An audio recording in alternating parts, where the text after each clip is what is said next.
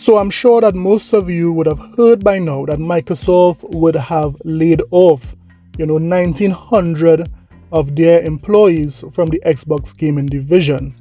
And, that's never good to hear. It's never good to hear that, you lose your job.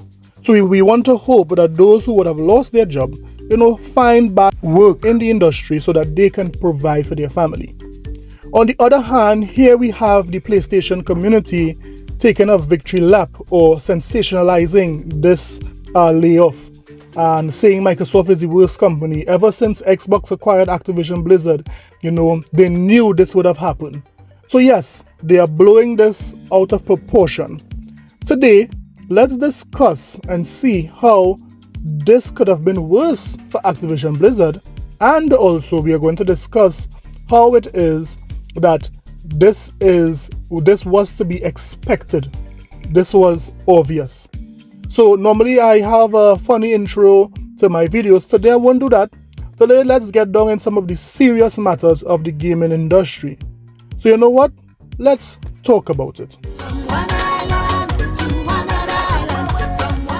This is a sickness!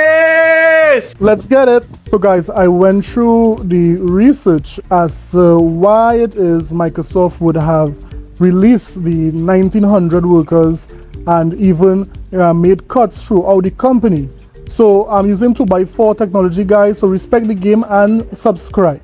So let's get right into the video. First up, it's being reported that Microsoft has made significant cuts in their physical games department. So let's listen to what is being reported by Pure Xbox, and then we will give our input into it, and let's see if it is logical.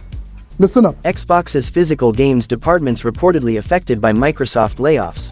It does seem to be the industry trajectory. According to Windows Central's Jez Corden, Microsoft has shut down departments related to bringing physical Xbox games to market. He advises that Xbox isn't necessarily quitting retail, but things are clearly changing internally. Microsoft has also shut down departments dedicated to bringing Xbox games to physical retail, which, if you've seen the digital-only Xbox console leaks, well, you can get an idea of where Microsoft is going here. Note: reducing retail teams doesn't confirm Microsoft is quitting physical retail for Xbox games yet. They can outsource and might be consolidating here. So, don't run with Xbox is quitting physical based on this. But it does seem to be the industry trajectory. Writing is on the wall. As referenced here, a large-scale leak in 2023 revealed that Microsoft is or was seemingly preparing to launch an all-digital Xbox Series 10 model, leading to speculation about the company exiting the physical market eventually.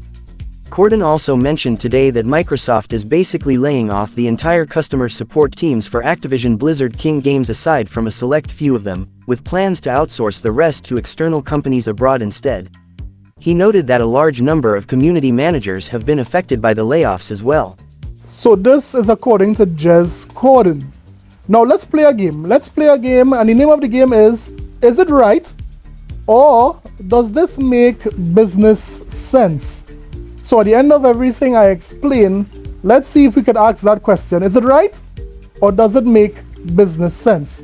First up, let's start off by looking at the process of distributing physical games versus digital. And the fact of the matter is that publishers have been looking for years for ways to get rid of physical media, and here's why. As you can see in this list here, you can see that when a publisher delivers their game digitally, they get more money. They get $45 as profit compared to $35, because they have the manufacturers to pay, the licensing fee to pay, the retail store to pay, even the distributors, that is the couriers who deliver the disc to different mom and pop stores, to different big box stores. So, if it is a publisher uses digital, they get way more money.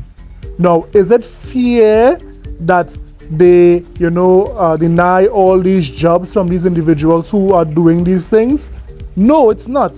But does it make business sense?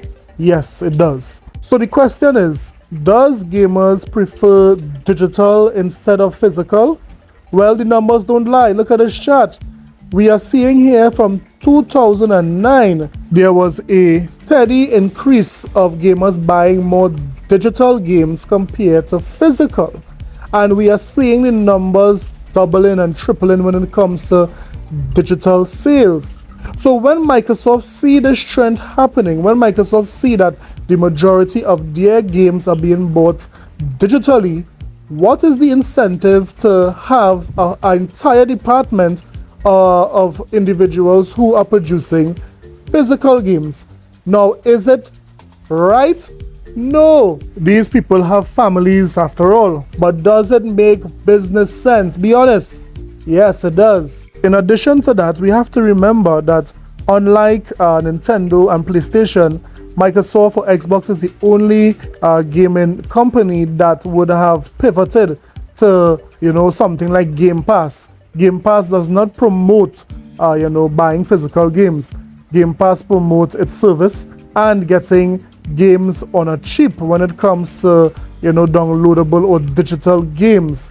So the mere fact that Microsoft is pushing so hard for Game Pass, the writing was on the wall for that department when it comes to making physical games. So is it only Microsoft sales decreasing when it comes to physical media? The answer is no. According to Push Square, nearly 80% of all PlayStation 5, PS4 games are bought digitally. Not only that, but another article said 90% of video game sales in 2022 were digital. Not only that, look at this again.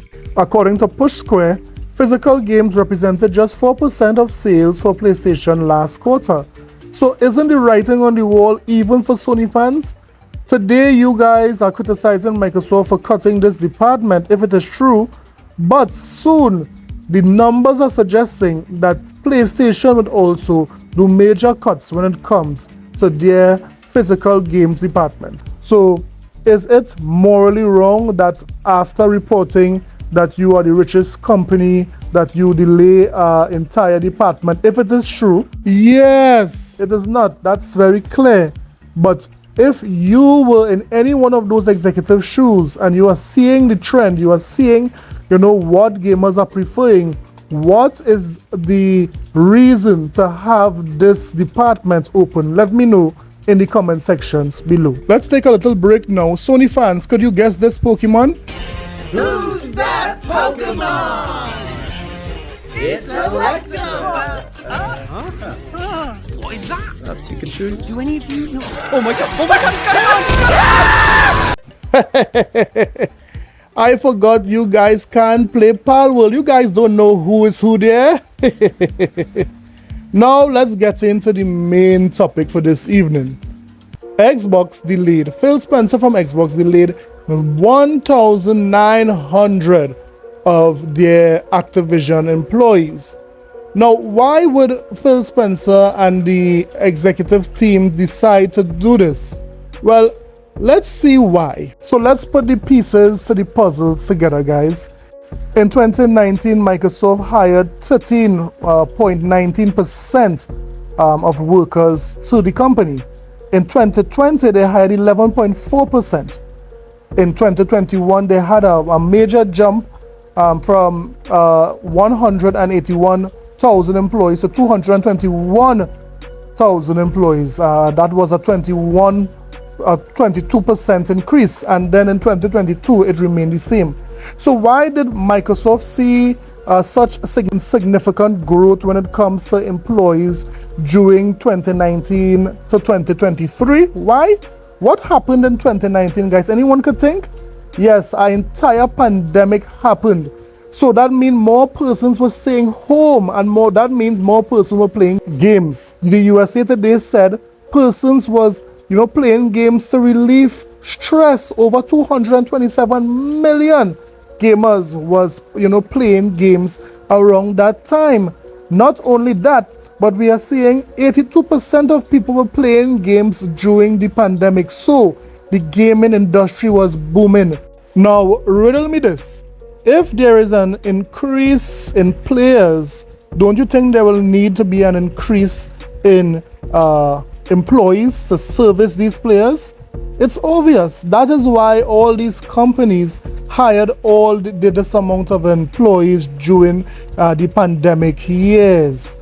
Now, Microsoft found themselves in a very unique position because they acquired Activision Blizzard, which meant that they would have absorbed the employees of Activision Blizzard. So their workforce grew significantly when it is they bought ABK. Now, when it is you acquire a company that has similar job titles as the parent company, it is obvious that it would have overlap. It's obvious that it would have redundancy in the company, and that would pose a very difficult position for any one of the executives to deal with, right? But you know what? Someone on Twitter summed it up real nice for us. This is Nib on Twitter. Listen to what he said. There are layoffs industry-wide, but consolidation brings its own unique and specifically related layoffs in higher volume. Phil Spencer himself admits a primary driver for the Activision layoffs is overlap.